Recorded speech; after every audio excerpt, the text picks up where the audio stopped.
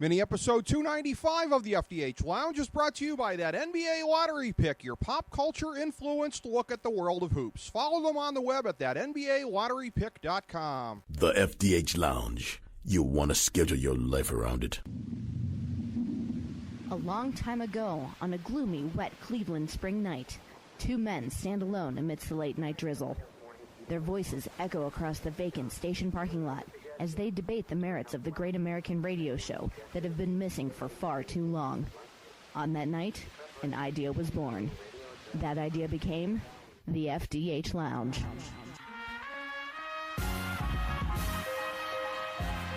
Welcome to the FDH Lounge. All right, everybody. Rick Morris and Kyle Ross are back with you here again in the FDH Lounge, breaking down football. Clearly, we had a good laugh off air here about what we're going to be discussing now, the NFC East, previewing it for the year 2013. Yeah, and some certainly think this is the best division football year in, year out. I don't think we're of that persuasion, particularly this year.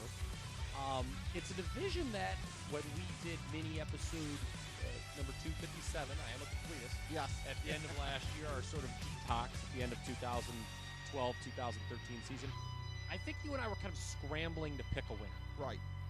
Washington was a surprise winner last year. Now, I will say that I kind of caught on right toward the tail, and I remember telling you, I'm like, I think this Washington's going to make a run, and they're going to get in. Mm-hmm. And, we were kind of leery they did. Then the Griffin injury happened. That's been a huge storyline, certainly on some networks, all off-season long. And to be fair, Robert Griffin, does he get maybe a little bit too much hype? It was exciting, and, the Redskins are a team that hadn't been relevant really in a decade. Right. There was that one year they were good for Joe Gibbs, who I don't even think knew that there was instant replay in the league. But what's this red flag here? What's this red flag? Oh, nice, they gave me a handkerchief now. But as this totally comes off the track right away. But Washington was a surprise winner last year that no one saw coming. You and I going into the year both thought the Giants coming off the Super Bowl year were going to have a down year.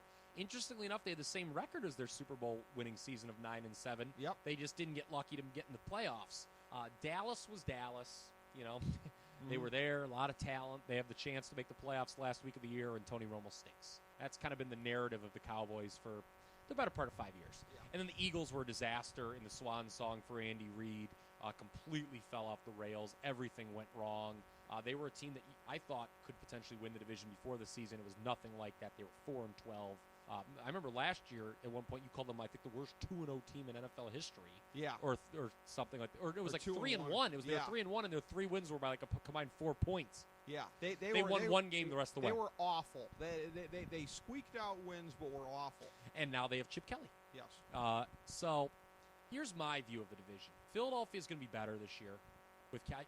What Chip Kelly is going to bring to the league with this up-tempo offense, we remain to be seen how he's going to integrate it. It looks like Vic's going to be the starter, at least initially. I think that's the right choice. Everybody's got customized milkshakes, don't you know? Oh, God. I don't like Nick Foles. Stuff. Yeah. Mike Vick seems like a nice man, though, too, now, doesn't he?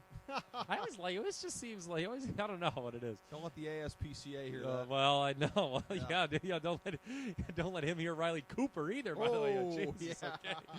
Okay.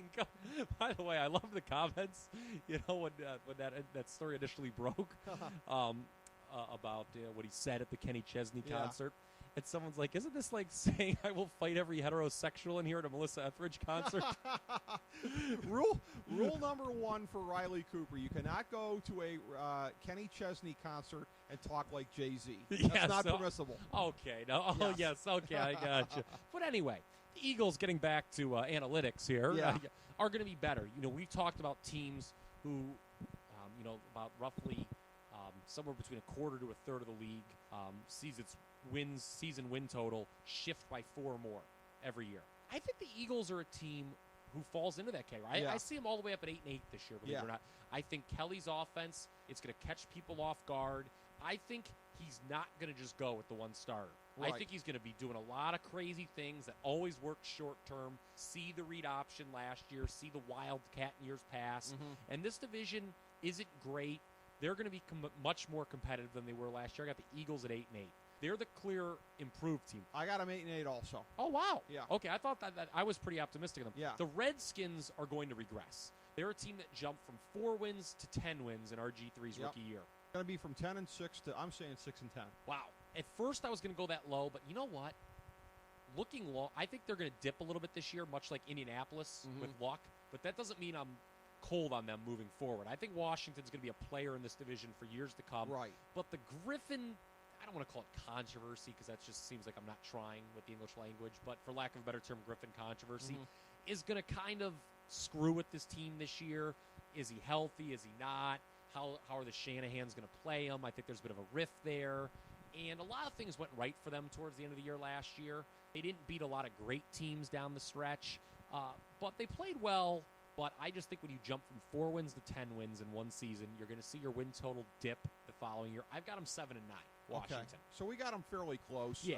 And we both have Philadelphia jumping back up. Yeah, everything that happened last year, I mean, that was the ugliest Eagles moment since Don Felder and Glenn Fry just about threw down backstage in 1980. Oh, very good. Very. Did you see that documentary? I still haven't seen it. I heard it was very good. Oh, that's right. I You don't have HBO. I don't, but I read Simmons' thing on Grant the same as you did. Okay, that's why that was fresh in my mind. You do have the internet. Okay, yes, there we go. Do. Very good. I do. This just in. Yeah, by the way, this podcast can be heard on the internet. Yeah, coincidentally enough. Yes. So those are the bottom two teams in the division. Well, I wouldn't necessarily say bottom. I wouldn't say. I mean, oh, you have them at the bottom because I don't think it's the. I think this is a record-wise very tightly knit division. It is. I'm just saying, technically, there's a third place and a fourth place team because I have them all with separate records in there. Well, I have a tie for first place in the division, but only one of the two teams will make the playoffs in my estimation. Okay, you know what's interesting is when we did do mini episode number 257 on the NFC East, you were a lot more, when I was like, God,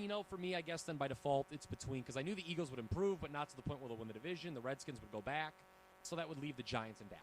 Yep. And I think at the time you were a lot more sold than me on the Giants being that team. And you know what's funny? It seems right now, looking at your records, that you're less sold than I am. I definitely think the Giants are winning this division. I'm going to tell you why. Last year they had the best point differential. It's been an ugly preseason, you got to say, though. Yeah, but here's what you have with the Giants. Looking at the NFCs, best quarterback in the division. Yes. Sorry, RG3. Yeah. You have the best coach in the division. Sorry, Mike Shanahan. Yeah.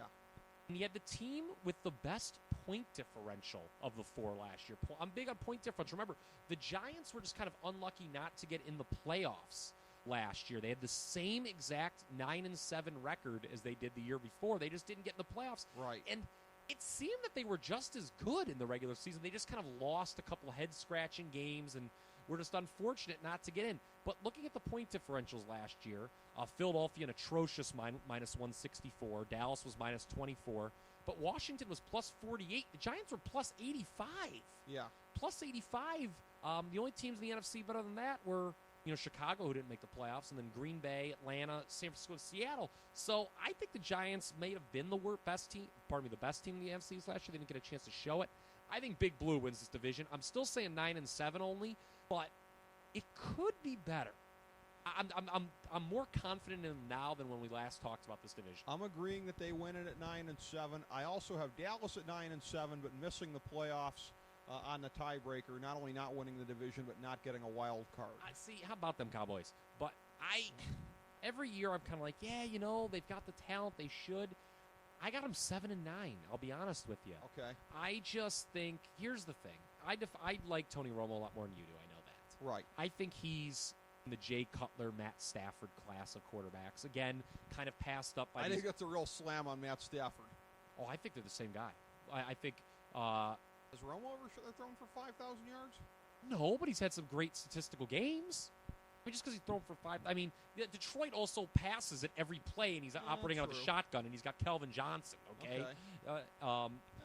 Tony Romo has not had they're in bad the wide same receivers class. for a long time. They're in the same. They're guys who have great arms and not great brains. Would you agree with me that Stafford is ahead of Romo on that tier? We could put them on the same tier. I'll negotiate with you. And Jay Cutler's there too. Jay Romo Cutler's and Cutler are very similar. They're very in similar. that they have terrible. They can play great games. Yeah. But have just the bad will somehow always outweigh the good. Right. I'd give Stafford a slightly, but he's no better than one or two spots in the quarterback pecking order ahead of Tony Romo. I'll take that. I'll take that. With Dallas, the only reason I have them at 9-7 and inexplicably better than you have them record-wise is that the division is in flux. The Giants will not be, even if they're a division winner like you and I think, will not be a dominant division winner. Philadelphia improving, but not back to where they were in the salad days of Andy Reid, which is an ironic term to use because I don't think Andy Reid's ever eaten a salad. Washington is going to regress. Dallas is going to feast a little bit from within the division. I see it. Jason Garrett's bad. Yes. Can we just say that? He's bad. And I'm intrigued about Monty Kiffin bringing the cover, too. I'm intrigued. Well, I'll tell you what. I watched his defense at USC last year, and they didn't cover anything. Okay? Their defense was horrible. Monty Kiffin looked like I think he still thought Joe Paterno was coaching at Penn State. His son thinks he's a recruiter, so that's he's a good recruiter. He's not a good coach. Well, coach him up, Lane. Coach him up. Well, I don't think his son has had the kind of haul at USC that they've anticipated. Let's just put it that way. I think they'll be okay this year. Their defense can't be any worse. Their defense was awful last year. They under were, his but I just direction. All things being equal, I'm not going to. You also hate Rob Ryan.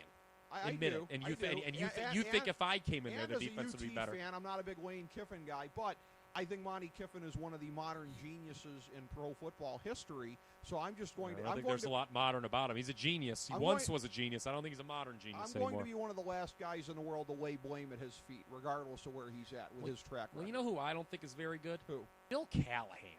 Well, that's true. Yeah. I mean, this guy has wrecked everything he's touched. I mean, he inherited a team. He inherited a great Oakland Raiders team, John Gruden's team, by the way. Okay. Got him to the Super Bowl with Gruden's players, and then immediately took that team right down the crapper. He went to Nebraska and stunk up the joint there. And I just think there's a lot of organizational chaos with his team. There always will be with this meddling Jerry Jones. You know, you got his son wiping his glasses now. I just think, and here's the thing, too. The only NFL game I went to last year was at Jerry World. I had the pleasure of seeing a Monday night game where they were awful against the Bears. It was the game where Tony Romo, I may clarify, it was a game where Tony Romo threw about 800 interceptions. But they were bad. Yeah. And it's funny, living in Cleveland here, you think, oh, my God, local talk radio can't be any worse than it is here. I do believe that. I'll tell you what, in Dallas, man, it was bad. I mean, they were like, oh, well, we need to get rid of this stadium. There's no home field, and there isn't. There were so many Bears fans in that stadium. They don't have a good home field advantage. In a plug. Middays in the Metroplex area there, bad radio. Bob and Dan McDowell, former Bobcat. You got to like. They do have a decent Bobcat. Midday show. You know what I was referring bad to? Radio is awesome. I worked with McDowell back in the day. He wouldn't remember me, but he's an awesome. When I was referring to the bad, I was referring to the callers. Yeah. That's always right. My least favorite part of any radio show is always the callers. Oh, exactly. Yeah. It's the hosts can be bad, but they're never as bad as the callers. Biggest market for mouth-breathing callers. That would be a hell of a bracket thing here. Yeah, I know, wouldn't it? Yeah, it really would be. There's no one worse than Facebook GM. You have a lot of those. Yeah, I know how to fix. Here's my 5-point plan to fix the team. I think you're Facebook friends with a few. Yes, I am. Yeah, and I've fired them all. But so, anyways, I've got the Giants winning this division, and everyone else kind of in that 7-9, 8-8 flux. It's a mediocre division. It's going to get a lot more attention as though it were better than that, which is kind of the way it always goes with the NFC East. Welcome to the way the world is. But, yeah, I agree with you that everybody's going to kind of be in that kind of middle range there. All right, so that's our look at the NFC East.